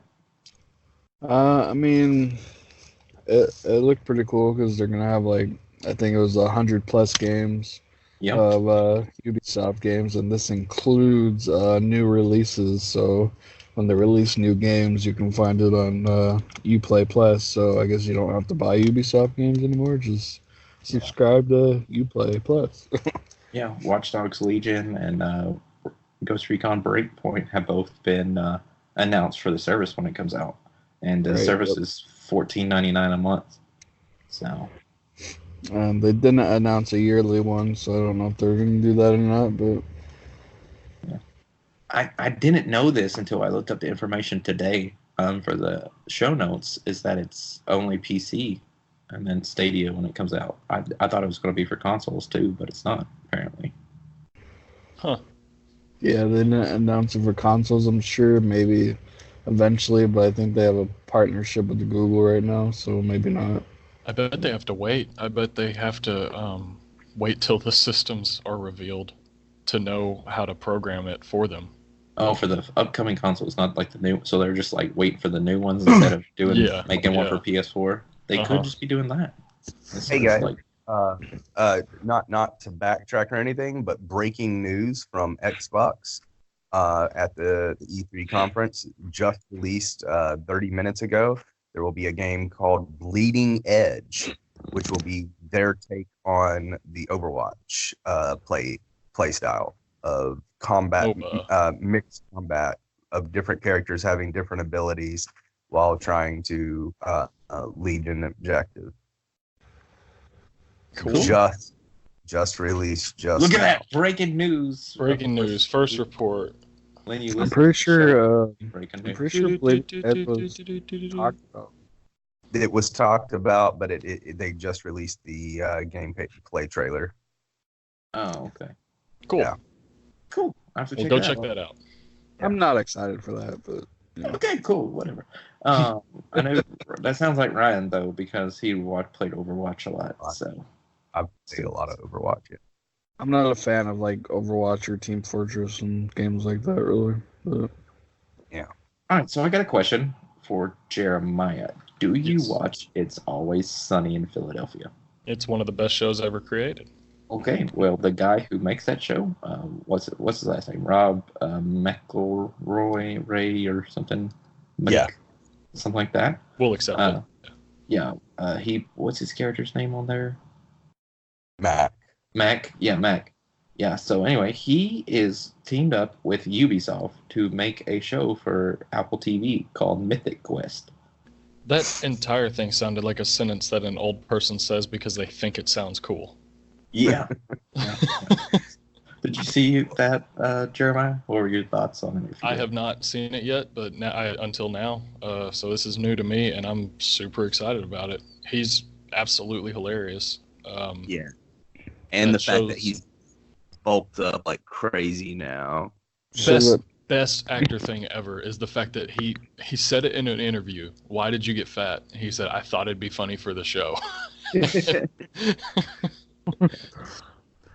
But Mythic Quest, it's like I think they're supposed to be in Ubisoft, like the developer in the show is supposed to be Ubisoft, or they work for Ubisoft, and they are like making a new expansion for a MMO called Mythic Quest, and it's basically just like the So developers. It sounds like a Always Sunny take on like the IT crowd, which could be really funny. Right, yeah. Yeah, I think Charlie Day had something to do with developing the show as well. I mean, Yeah, I think they did mention Charlie Day, so I forget how he was involved, but they did mention those his three name. guys own their own production company, so it would make sense that at least another one of them from that would be together with them. Yeah. Well, props to them. I hope it's as funny, if not funnier, which would be hard, but at least as funny as Sunny. All right, so let's move on to the next conference, and the next conference was Square Enix, and this is probably it was probably the smallest out of everything. It was kind of hard to find stuff for me, but I guess one of the biggest game announcements from this conference, though, was Marvel's Avengers, which is coming out May 15th, 2020. I believe, Zach, this is actually your turn. So actually, it's mine, but I'm gonna let you go. I mean, I was really excited about it. That's the main reason I watched the Square Enix conference. I didn't really care about anything else. But when that trailer, shut that baby up. Oh my god! I was wondering why. Like, the baby's going to just be in here. We're not editing her out because she's not feeling good. So she's chilling with me the rest of the show. So we're just going to deal with her.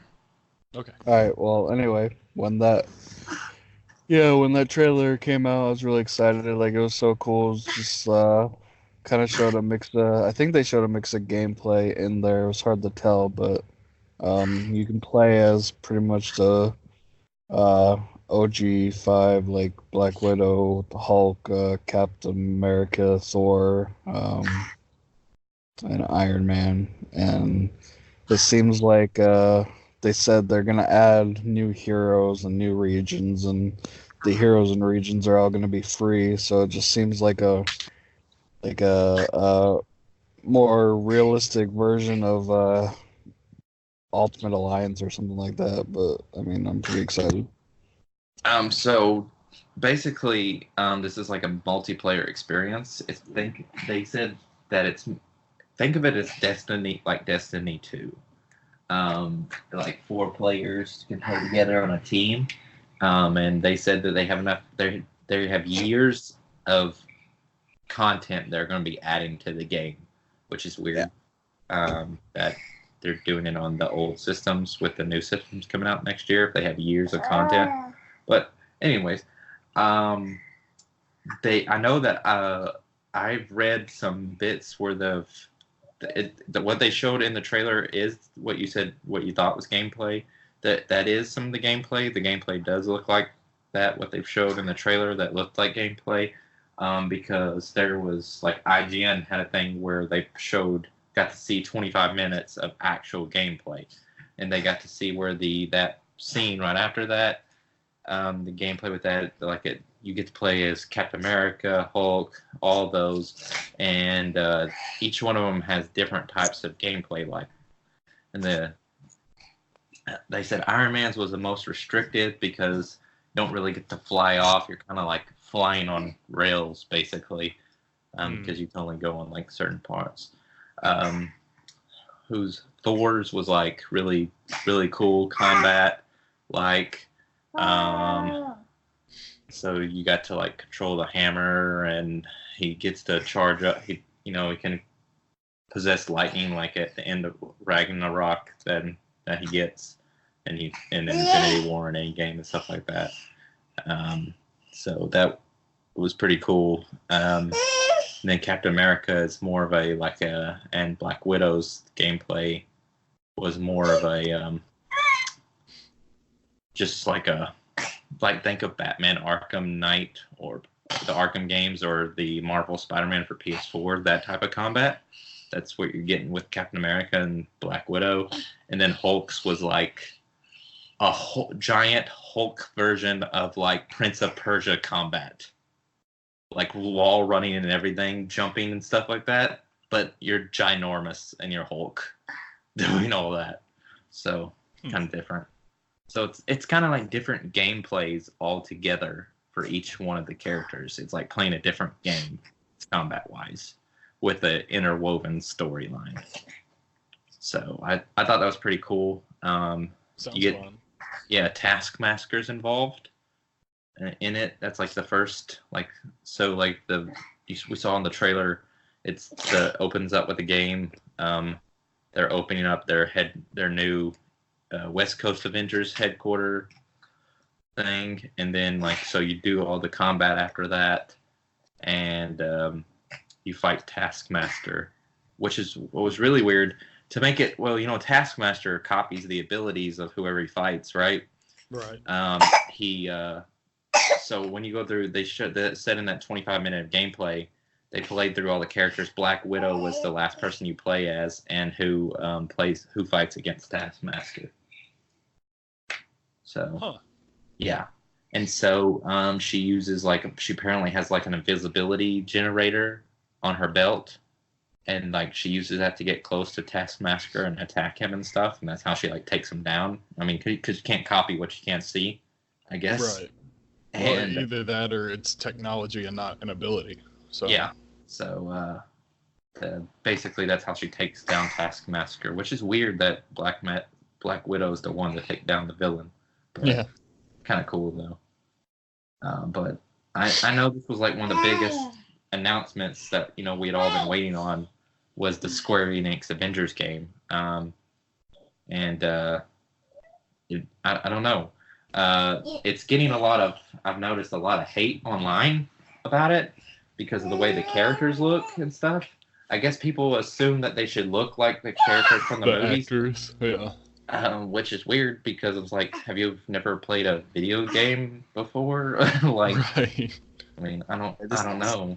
This isn't a game based off the movies. This is it's not a Marvel.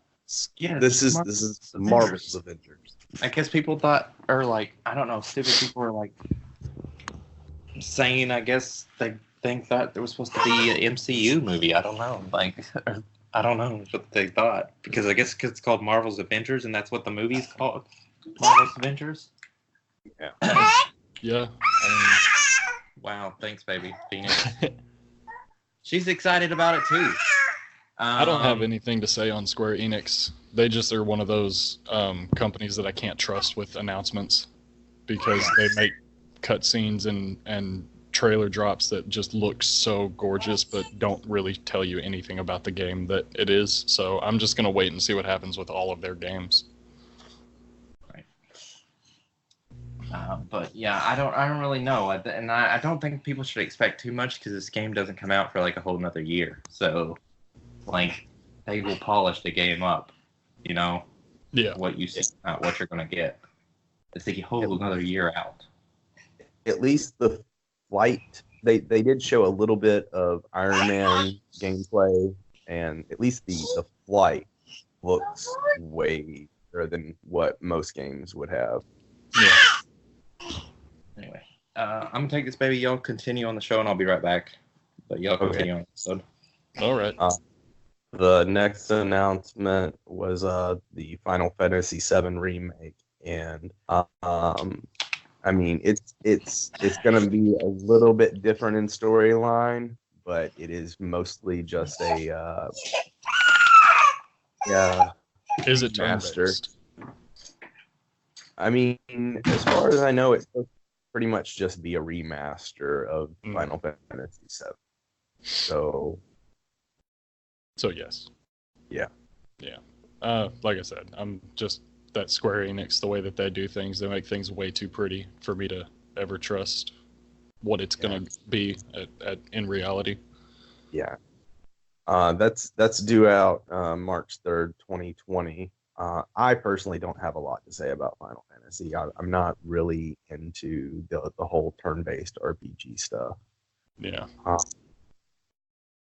Well, I mean, Final Fantasy VII's not really going to be turn-based, but or the remake. No, No, it's not turn-based. It's just like a hack and slash kind of thing. But similar to the Kingdom Hearts gameplay. right, yeah. I mean, I've never been like a huge fan of Final Fantasy. Like my favorite Final Fantasy game was Final Fantasy X, but that's the only one that I've really gotten like really into. Mm. And speaking of Kingdom Hearts, they announced the Kingdom Hearts 3 Remind DLC for winter of this year. That's a long time for a DLC from when that game dropped. Yeah. But I think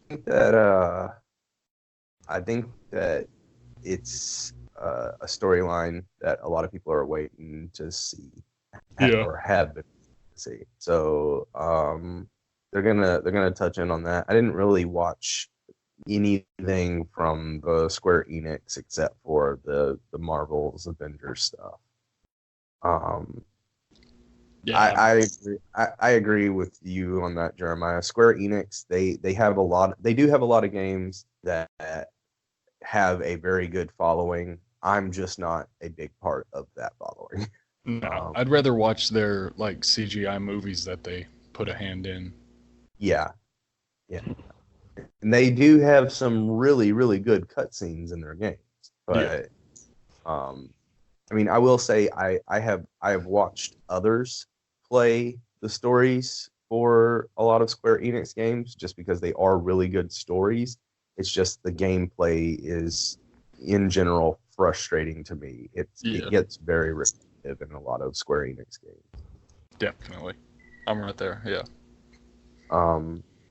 Nintendo had some really big announcements. They had some that were kind of hits, some that were very much a miss. Yeah, I might have to buy a Switch after this E3 with them. Yeah, after especially after finding out that they have a sequel to Breath of the Wild. This will be the first time that instead of starting a Hero of Time story all over again, that it'll be a continuance to a currently existing Hero of Time. Which is my favorite rumor with Zelda's, is that all the games are the same story. But because it's the Legend of Zelda, it's just like being told, passed down differently.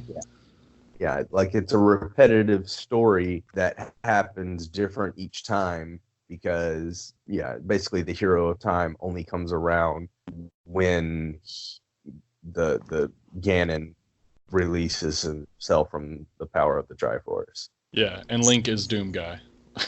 Yeah. But the Breath of the Wild sequel, I mean, first of all, Breath of the Wild was apparently, I haven't had a chance to play it, but when I get a Switch, that will be the first and only game other than maybe Super Smash that I get for it. Like, my biggest concern about getting a Switch is so I can play Breath of the Wild. Yeah. And well, mine's, it's not on this list, but we'll get to it for mine. But Super Smash announced its latest characters coming out. So they have characters from Dragon Quest and a huge announcement that they're finally bringing Banjo-Kazooie into the Smash universe. But still no Waluigi. Yes, for Waluigi.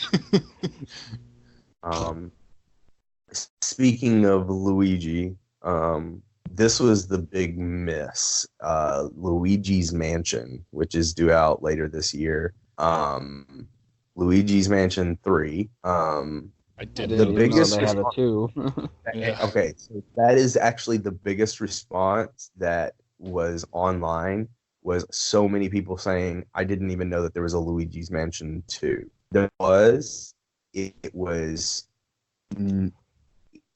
Okay, Luigi's Mansion was a different take on the Mario Brothers world, and it itself was a good game, but because so many people expected it to be another Mario Brothers game, there were so many people who were like, what the heck is this gameplay? This is weird. And I mean, it's a side game is what it was always designed to be. It was never meant to be Mario Brothers. It was designed to be its own game, just using characters from the Mario Brothers world.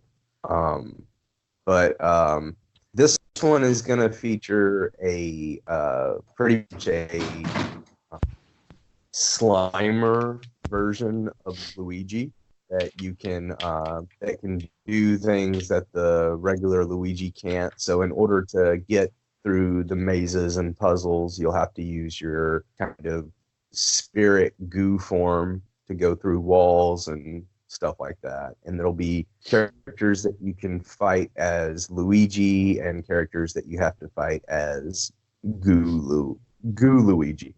So almost like that. There was a Sonic game that was like that with the werehog. Yes. Oh yeah. And Sonic Unleashed. Yeah. It looks like it's going to be fun. It looks like that they're actually pushing this game, unlike they did Luigi's Mansion 2. Like I said, almost everybody online has straight up said, I didn't even know that there was a Luigi's Mansion 2. Zach said that. Yeah. Yeah, we were all just saying that. And they are bringing Witcher 3 Wild Hunt to the complete Witcher 3 stuff all the way to Switch this year. They did not give an announcement of a date, but the thing is especially with the series for Witcher coming out to Netflix, they're really wanting to push that franchise right now. Yeah, they said, I saw some of the specs. I think in the handheld version, it's going to run at 540p, and then on I was just about to mention that. hooked up is 720p. Yeah. So, I mean, there's not pretty really good. much to be said about that. It's a game that's already out, and it's a character that's really well. Yeah, if you only have a Switch and this is your chance to play it, definitely do it because it's super good. Yeah. The Witcher series have always been a good series of games. Yeah, so I mean, it's just surprising that it's coming to Nintendo Switch, though. But I mean, I guess family. Yeah, but I mean, they did get Elder Scrolls, Oblivion or Skyrim, not Oblivion. Skyrim. Yeah, they got Skyrim. And they got Doom too, as well, didn't they? Yeah. So I mean, it makes sense. But at first, I was like, wow, they're getting Witcher 3. That's kind of not family friendly. But then I thought more about it. They've actually had some other releases. They have Mortal Kombat 11 on the Switch. Oh, they did have Mortal Kombat 11? Yeah. Yeah. I think Nintendo has decided to just step away from this whole kid-friendly only stuff, which I think is a good move for them. I don't think that Nintendo themselves anytime soon will be having any rated M games with a whole bunch of nudity in it. But I think that they're going to bring on other partners like this and keep doing it. And I'm proud of them for finally stepping up to it. I mean, because you can still have your kiddie game and your or at least your I don't want to say kiddie games, but you can still be a family friendly company even though you support certain titles. I mean, yeah. I mean, it'll be all right. And they've always designed their consoles to be family friendly, and. They give you what nobody asks for their systems. They just give them to you and you love them. Like the concept of the Switch was amazing. Yeah, and the whole Wii thing with the motion tracker. Yeah. That was something that like other companies had tried, but they invested all of their power into focusing on that, and it was like yo, here's a system that can do all this, but we're also going to give you a normal controller so that way you can play other games in a normal fashion. But we want to focus our console that we have this ability that nobody, like the other companies have it, but we perfected it, kind of thing. Yeah. Cool. Let's move on. Marvel Ultimate Alliance 3 is coming out July 19th. Now, this game is we've already seen enough. Which it's weird to me that they're putting out Marvel Ultimate Alliance 3 just on Nintendo Switch.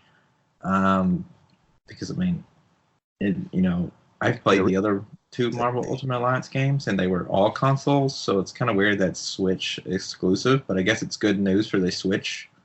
Yeah. Itself. And we've already seen gameplay for this. We've seen trailers and whatever, and I mean it's coming out literally in just a few weeks. But it introduced it at E3. They showed off some new characters. Like they're gonna have Miles Morales on the game. They're gonna have like Elektra, I believe Robbie Reyes, Ghost Rider. They're gonna have like a lot of Marvel Knights stuff in there. So that means you're gonna probably get Moon Knight. That game series has a very, very in-depth fan base. Like the fans that love those games are like super fans, and it's a guaranteed seller.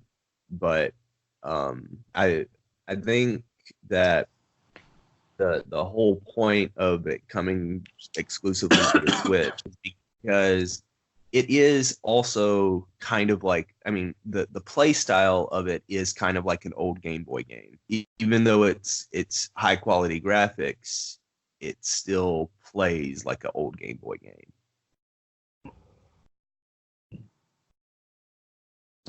I mean, I could see that. I mean, Nintendo, they started out with the handhelds. It would make sense to kind of bring back the nostalgia aspect of it.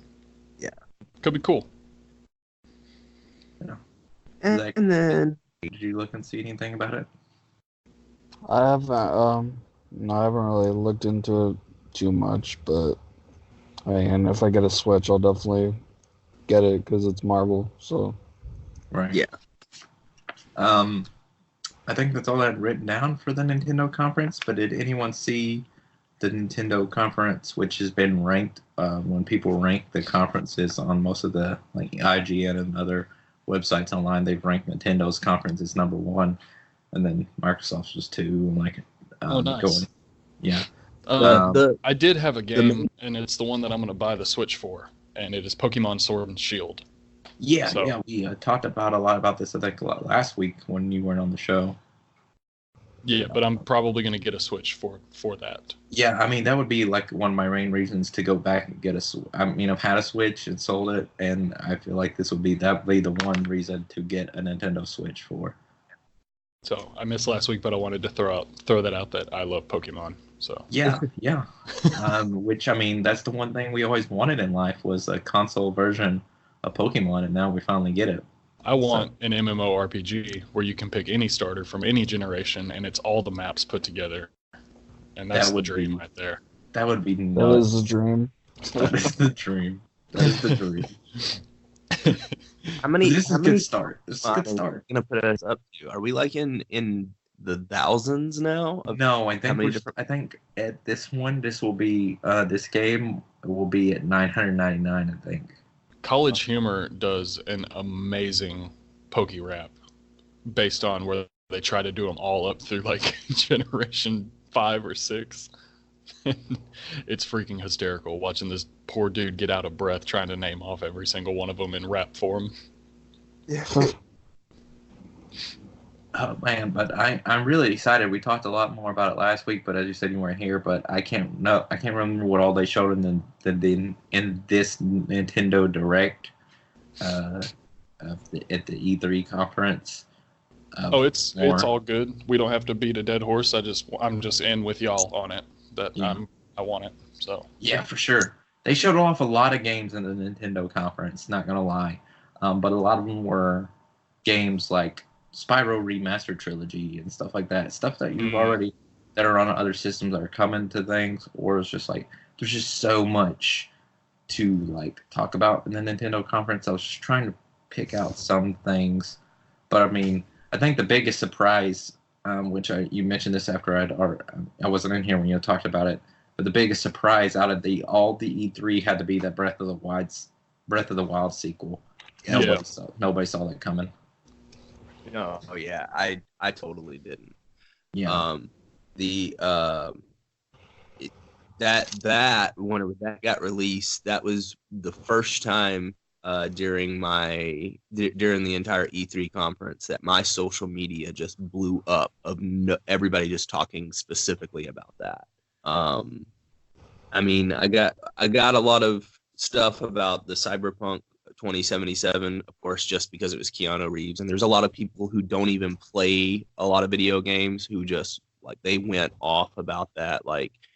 But man, Breath of the Wild, man, it just blew up social media. Yeah, I played Breath of the Wild. Breath of the Wild was one of the games I had on Nintendo Switch when I had a Switch, and Yeah. it was an amazing game. If you get a Switch, Jeremiah, that's one of the other game that you have to get would be Breath of the Wild. Definitely. I will. Yeah, it looks awesome. I've watched a few people play it. Never got the chance, but it looks amazing. Yeah. And apparently there was some game I saw. I don't know who's doing it. And I can't remember the name, but it's like stylized like Breath of the Wild. God, what was that? Who shared it? Y'all keep talking. I'll look it up. Okay, I can't think of anything else per se. I know they're remaking Link's Awakening game, which was the second Legend of Zelda game. It's getting remade. It's getting remade, which I don't think anything new from that game got announced at E3 that I can remember noteworthy. I found it. It's Ubisoft. It's called Gods and Monsters, and it's a new. Yes. It says it looks like Zelda, but with Greek mythology. Yeah. I forgot about that. I saw that on the list when I was writing down Ubisoft, but I didn't know what it was just from, just whenever the list I was reading off of just mentioned everything that got mentioned, and I was like, what is that? I don't know what that is. I'm just going to go back it, and I had like such a huge list already. Yeah. But yeah, that we game were looked cool too. We were talking about the lore of the Hero of Time and stuff like that. So Link's Awakening was not actually Link. It was that is not a Triforce based game at all. It's a side thing, and it's kind of like the memory of Link put into somebody, but it's not really Link. Like it was if you look at all the lore according to Miyamoto, he says that is not the Hero of Time, but it is a kind of like a remnant of his spirit. Okay. Cool. But yeah, I think there was a lot of E3 this year was really good. Some years it's kind of meh, but this year there was so much good stuff that we mentioned. We guessed a whole bunch of it right. Yeah, and so that's what was the last thing I was saying. How do we do on rumors? I'm pretty certain that every rumor that we mentioned, there was only 2 rumors that I saw that weren't right, that didn't happen. Because, some of these we didn't even mention it in the E3, but they got mentioned before, they got announced before E3, but they weren't shown at any of the conferences. And I guess like I don't know if their gameplays or whatever were shown like just during the conference itself. But Destroy All Humans is getting a remake done. Mm-hmm. Darksiders is getting a new game called Darksiders Genesis, which is like it's like a Diablo style in the same. It's not like a direct sequel to the. It's not like the 4th Darksiders game. It's like a spin-off, and it's Diablo style. So there's that. And so like every rumor that we talked about, besides Rocksteady didn't show up again, but they had said, I knew they weren't because they had said like a few days before E3 they weren't coming. So that was one of the rumors that we mentioned. There was one more rumor that we mentioned that I can't remember. I can't remember what it was. I knew what it was going into it, when we were going into it, but I can't remember what it is now. I think you sent me one personally in the group chat. Let me look. So, real quick, I wanted to do something since we were so good at predicting and getting rumors straightened out. Since we're so good at that, I would like for everybody to make one prediction about next year's E3 conference. I thought you were about to give us money or something. Since we're so good, guys, we're getting raises from $0 to now. You get a car, and you get a car. Let's see. Next year's E3. Next year's E3. What we think will be announced? Yeah. Shit. I have one prediction. Okay, we'll go ahead with your prediction first. That way we the rest of us can think of something. My prediction is that next year at E3, they are going to announce a Teenage Mutant Ninja Turtles game that will blow that, and it will be the highest talked about thing from next year's E3 conference. Who's going to make the game? I am putting my money on either some independent studio or the guy the company that makes Mortal Kombat. Mortal Kombat? NetherRealm. You think that they're probably I think that you're wrong on that one. Mainly because they're probably gonna make an Injustice 3 game. That'll probably be the next game they make. I'm gonna hold mine as high as I can and make it as crazy as possible. Okay. All right. So, based on the ending of the Assassin's Creed movie and the fact that they're in a standstill with the origin stories of Origins and Odyssey, and now with Watch Dogs Legion being set in London, I think next year's E3 will be the announcement game that properly links those two worlds. Oh yeah, like a game that. Because I guess spoilers, it wasn't that good of a movie, but the movie ends present day in London of Assassin's Creed. Oh, wow. I didn't know that. I didn't see the movie. Well, spoiler, because I haven't seen the movie yet. Thanks a lot. God, thanks a lot. That movie came out in 2017, but whatever. I'm going to take an easy prediction and say they're going to announce the next FIFA 21. Yeah, FIFA. No, Madden 2025 is going to be announced next year. Oh no. Assassin's Creed with Vikings. That's what's heavily rumored is the next Assassin's Creed is supposed to be Vikings. Yeah. Ooh. That would totally blow yours out the water. It'll be called Assassin's Creed Bum Rush. Wow. Let's see. I'm gonna say that. Well, I'm gonna go off and say we mentioned this earlier. I think they Respawn should be announcing Titanfall 3 next year. That is a good one. I was going to go with that until I decided to be a little crazy. Yeah. Something realistic. I mean, I think that'll be Titanfall 3, and I think that this will be. I think. Here's what I think. Here's what I think now. Now I'm gonna make this a little bit trickier though. Okay. I think that Sony's going to come back to E3 next year with a vengeance. They're going to show their PS5. Not just announce it or talk about it. They're going to bring it with them to E3 next year. And they're going to have a shit ton of big ass fucking first party exclusives. And Titanfall 3 is going to be a first party exclusive for PS5. Okay. All right. That's a bold one and a good one. Yeah.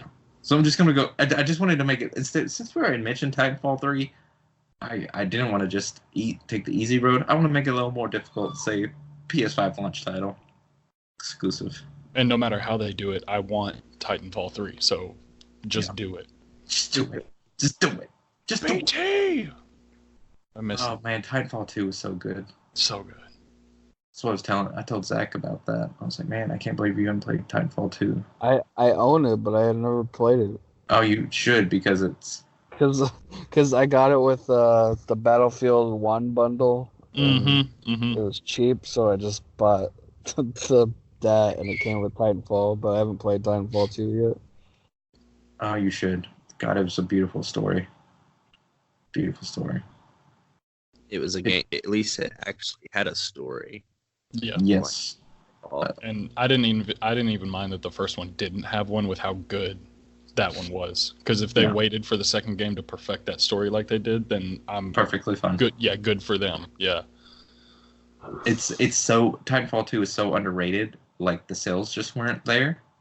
So like having Titanfall 3 will be very lucky if we get that for sure. Yeah. But it's really sad because that a lot more people didn't play Titanfall 2 because that story. Oh my gosh. God, it's one of the best stories in a shooter game. The partnership between the main character and BT, the pilot and BT is ranks up high, and they're in the top 5 partnerships. Absolutely. Well, in off-topic news, I did just want to have a platform to say this on. If anyone is listening that is involved in any kind of lobbying or bill passing or anything government related with how you vote or anything, thank y'all so much. Especially, I know he's not listening, but huge thanks to Jon Stewart for ripping Congress a new asshole for the 9/11 Victims Fund, because that did get passed through for the next 5 years to keep supporting those first responders that have to deal with the cancer from 9/11 still to this day. If y'all haven't seen his speech towards Congress, it is incredible. And it's on your page, so we can go to Jeremiah's Facebook. Yes. I was all with him with the one thing that I think caught the Congress's attention is that these people only have one commodity left to them, and that's their time, because and it's running out. Yeah. And it's running out, and they shouldn't have to spend the rest of their time after they did their jobs. They shouldn't have to spend their time begging for the funds that do yours. So, I really appreciate his speech, and I'm all with you on that. Yeah, man. And I mean, you guys, our first responders, that's our real life heroes. And I'm not just saying that because Jeremiah's on the show. Because I would disagree. So I think people who bake cakes, because those are so tasty. Yeah, so that's his hero. So see, he doesn't agree with me. But our first responders are heroes. So it hits home. So stuff. But yeah. Guys, E3 was fantastic. Lots of good announcements. We're clairvoyant, as Jeremiah has pointed out. Whoop. Because all those rumors that we mentioned a couple weeks ago ended up pretty much all being true except for like one. So I don't know. Here we go. 8, 11, 18, 33, 54, 23. Those are your lottery numbers from the clairvoyants here at Good Stuff Podcast. Oh, I thought you were like giving the dimensions of your ideal woman. I was like, that's too many numbers. She's a 8-dimensional creature. At first, I thought maybe he was doing the numbers from Lost, except that he missed 4, so I was kind of like 4, 8. Oh yeah. And so I didn't know what was going on. But does anybody else have anything else that they want to mention? Go USA women's soccer team. Anybody who hasn't seen the E3 conference or any parts of it, there are highlight reels on YouTube that you can kind of just watch a condensed version of all the best points of the E3 conference. If you haven't watched any of it, spoiler alert on this episode. Oh yeah, the whole episode. Whole episode. I will give them props though. No one was super awkward like they have been in the past on stage, except for Dog Guy. Yeah, except for Dog Guy. They have had some really weird incidents at E3 before, and this one actually seemed like it ran pretty smoothly. Yeah. Yeah. So. But yeah, good times, good stuff all around. Guys, we'll be back. The whole crew will be back next week. Same time, same place, same way that you normally listen to us, and we'll be with a normal episode talking about normal stuff and good stuff indeed.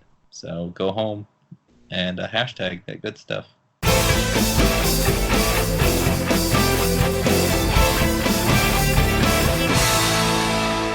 I'm just tickling your balls, mate.